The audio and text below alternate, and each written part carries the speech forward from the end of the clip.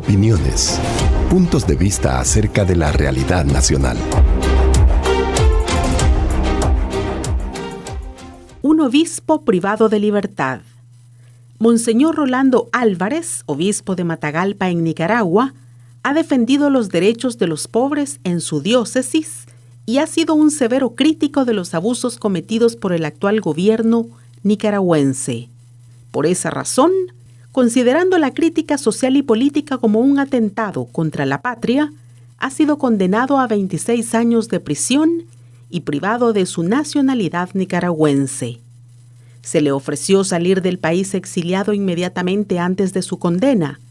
Dado que rechazó salir, la condena se produjo automáticamente.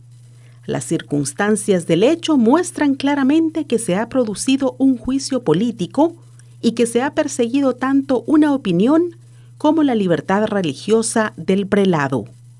El hecho puede considerarse desde dos ámbitos de la reflexión, en muchos aspectos coincidentes, aunque el vocabulario usado sea en algunos aspectos diferentes. Es un hecho que debe analizarse desde los derechos humanos y también desde la fe religiosa.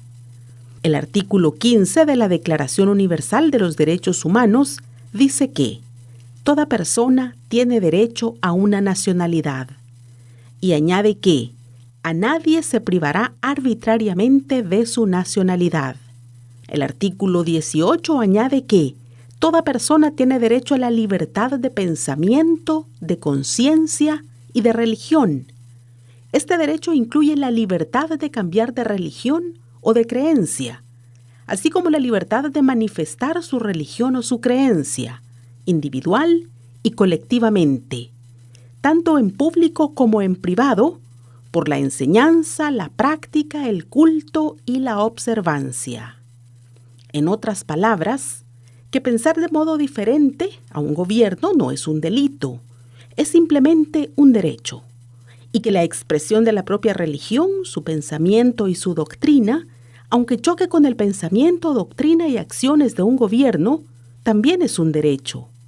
En general, los artículos 12 y 13 de la Convención Americana sobre Derechos Humanos repite incluso con mayor detalle los derechos mencionados de la Declaración Universal. Esta convención fue firmada por Nicaragua en 1969 y ratificada en 1979, ya en tiempos del primer gobierno de Daniel Ortega. Las críticas que el obispo Álvarez hacía al gobierno de Nicaragua estaban dentro del derecho a pensar y opinar distinto. Se enmarcaban en la defensa de derechos del pueblo nicaragüense y correspondían a su propio pensamiento cristiano católico que desde el Papa Juan XXIII insiste con energía en la necesidad de defender los derechos de las personas desde la fe cristiana.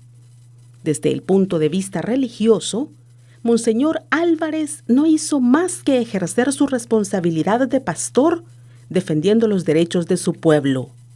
La doctrina social de la Iglesia insiste sistemáticamente en la necesidad de defender la participación ciudadana, el estilo democrático de gobierno, el Estado de Derecho.